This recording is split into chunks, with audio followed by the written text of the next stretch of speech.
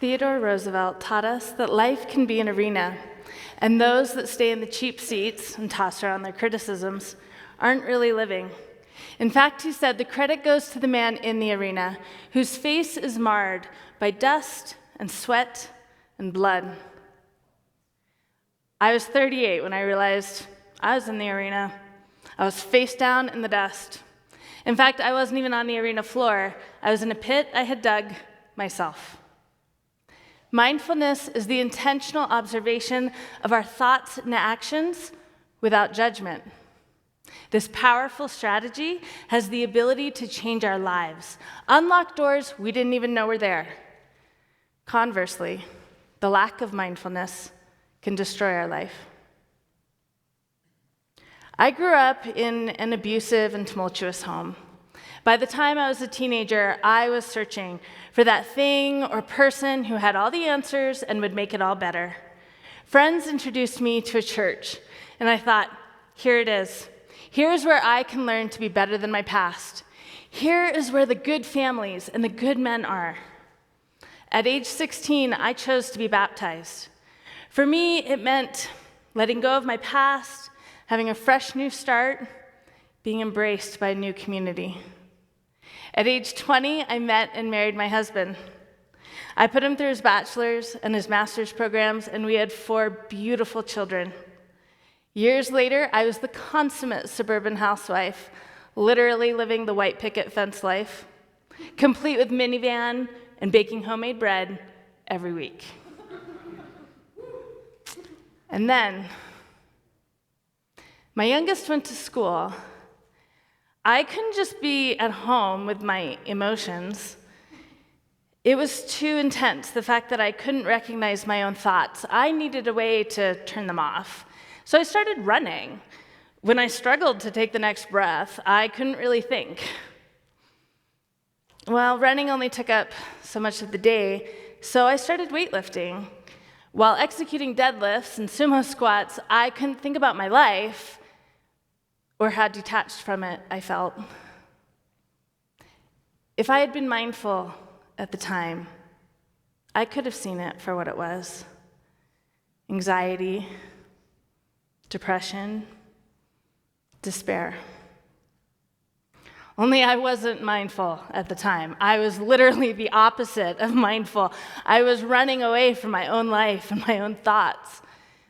My struggle was compounded by the effect of the religion. If you were having negative thoughts or emotions like depression or anxiety, the problem was probably you. You weren't reading your scriptures enough, or you weren't praying enough, or you weren't serving others enough. Do better. That was the extent of processing negative emotions. Between the running and the weightlifting and the doing better, there were still too many hours in the day.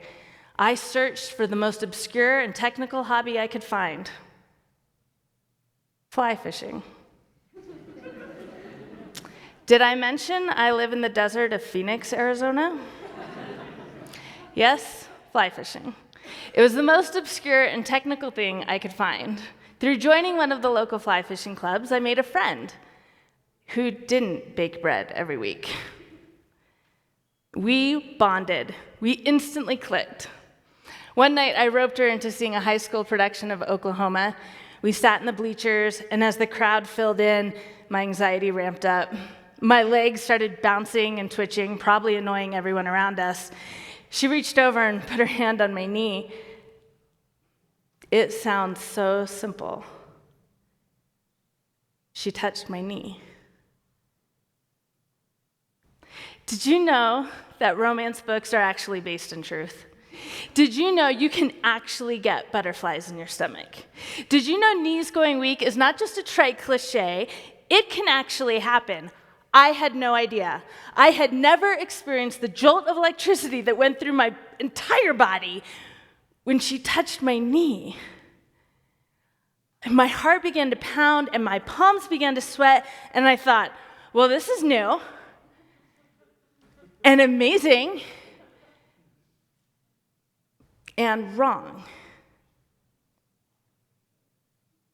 Maybe if I had been mindful, I could have stopped there. Maybe I could have taken a step back, look at what was going on objectively, and said to myself, "Oh, Elena, you might be gay. That might be why you hate your life."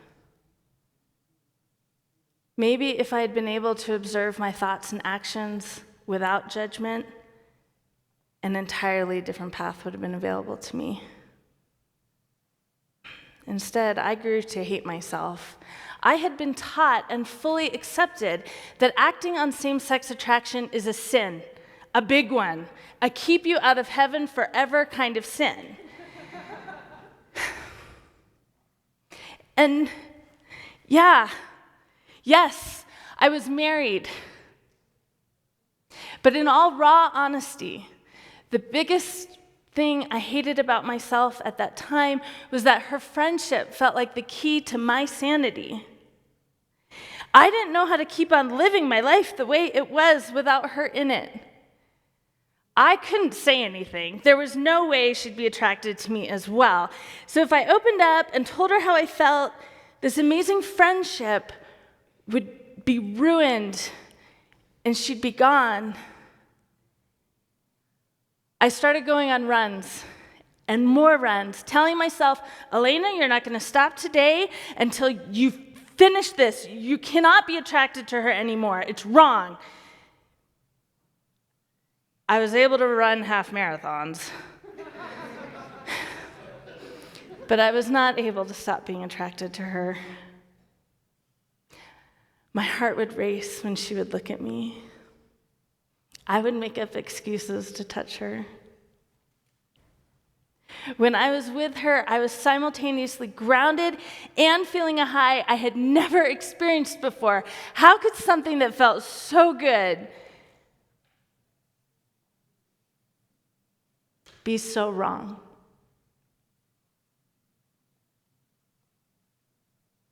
Eventually, it all came out to my husband and to my religious leader. My path to repentance began. Immediately, my rights in the church were stripped.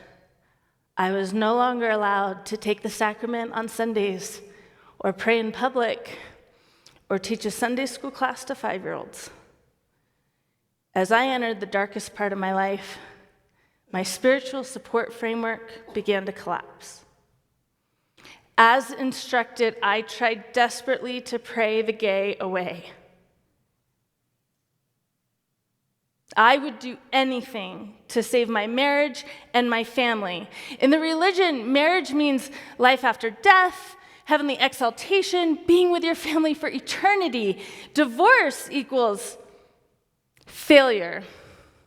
I would not accept failure into my life. In desperation, I started conversion therapy. Outlawed in a few states, but not enough. Conversion or reparative therapy is any therapy whose goal is to suppress the same-sex attraction and result in heteronormative attraction. The APA doesn't approve it, and there's no way for practitioners to be trained in it, so it can't even technically be called a therapy. But off I went. 2 hours a day, 4 days a week, for months. No one forced me to do that. I went of my own volition. In fact, I said, "Take my money, save my marriage, save my soul."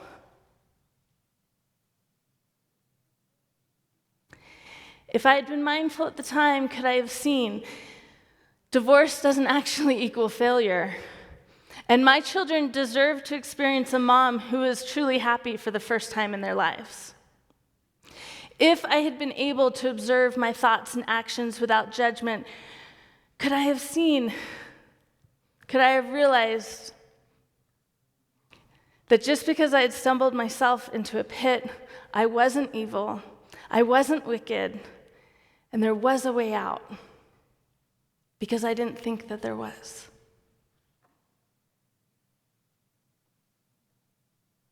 I was deep in the arena's pit,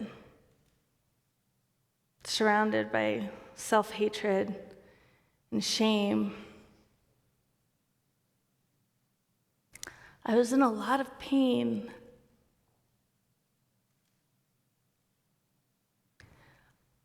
On September 27th, 2017, I was hours away from taking my own life when a friend refused to leave my side and saved me.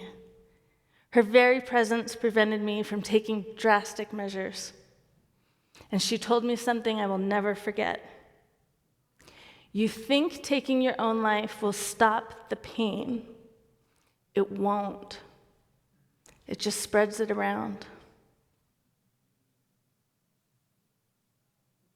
My path to healing has been completely based on mindfulness. Through mindfulness, I was able to stop, take a step back, and stop judging myself. Through mindfulness, I was able to realize I was never going to be intimate with my husband again. And that wasn't fair, not to him, not to me, and not to our children. Children deserve to see stolen kisses in the kitchen and cuddles on the couch and dress-up date night. My kids hadn't seen any of that for a long time, and my realization of how unhealthy that was for them was the impetus I needed to finally file for divorce. By utilizing mindfulness and letting go of self and religious judgment, I was able to realize I didn't need to pray the gay away. In fact, being gay had brought me more happiness than I had ever known. That happiness came at a cost. I lost almost my entire community. Friendships I'd had for years were gone overnight. It was the loudest silence I have ever heard. Alone in that silence, all I had was judgment. My life had been a constant evaluation, a constant question of my worthiness.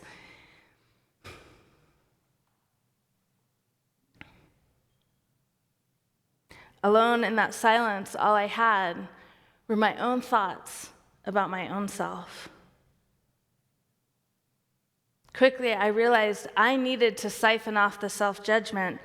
I needed to just let myself be.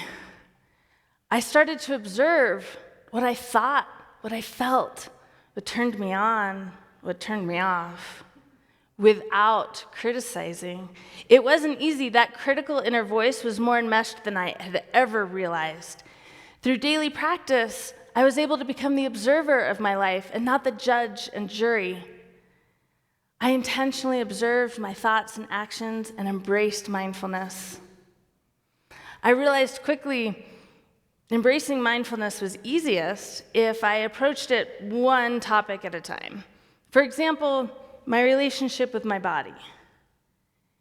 If I was going to be mindful, I had to let go of that knee-jerk impulse to judge everything I ate, everything I put on my body, every workout that I did.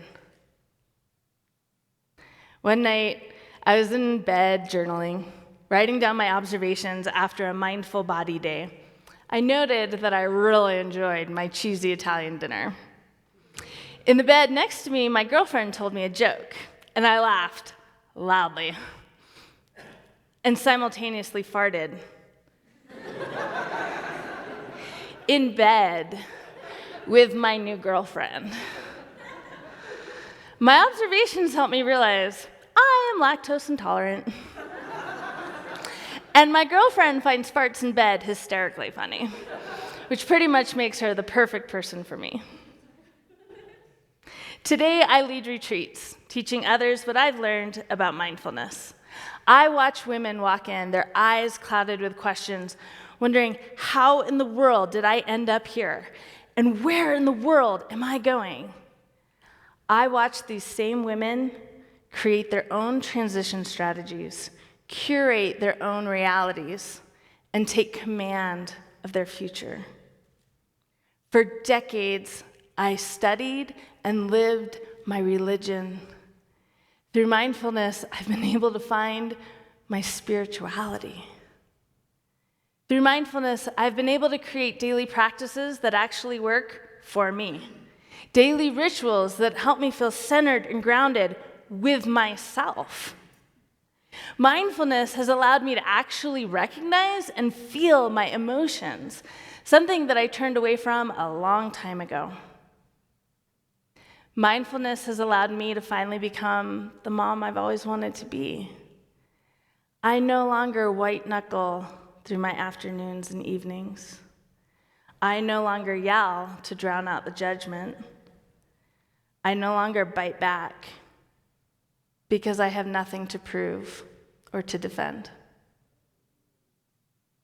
Mindfulness in parenting was put to the test when it was time to come out to my kids. Children that I had raised to hold strongly to religious convictions that now conflicted with who I'd become. Children that I had taught to never doubt or question the moral policies put forth by leadership. As my oldest neared his 16th birthday, I realized time was short for him to get to know the real me. I had to be honest with them. But what would that honesty cost me? Would they reject me? Would they flee to their dad's house? I had lost everything. Was I going to lose my kids too? All because of what I had taught them. My youngest two handled it pretty well.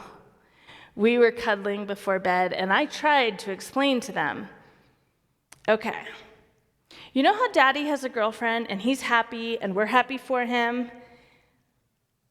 Well, Mommy has a girlfriend too. We know, they said. She's a girl, and she's your friend. Well, yeah. It finally sunk in a few nights later. The girls were tearing around the house, and they happened to watch a stolen kiss in the kitchen. They looked at each other, they looked at me, they looked at her, and then they asked when dinner would be ready. It's just not a big deal to them. The time came to come out to my two oldest, both teenagers, both boys, both steadfast in their faith.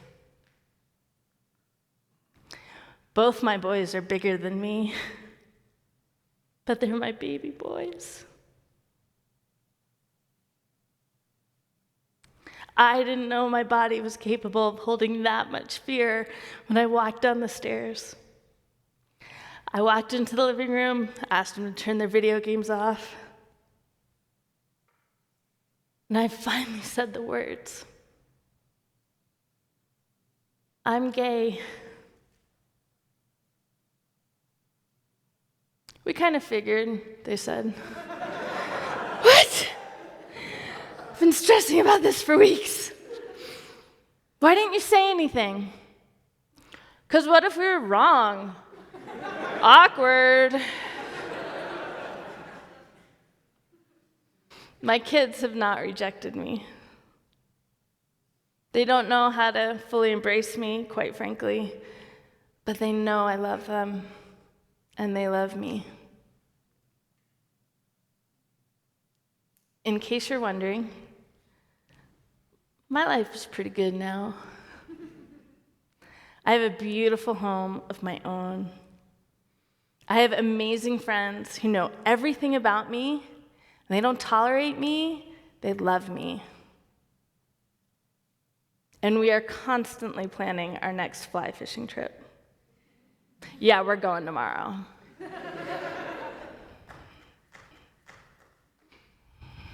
My life does not lack in challenges and valleys, but I am no longer running from it. It holds a sweetness I never knew existed. I remember that moment at the bottom of the arena's pit. The storm was raging and dust was everywhere. I couldn't speak, I couldn't see. The dust was choking me. What could I do? You can't force the dust to settle down. The more you try, the worse it gets.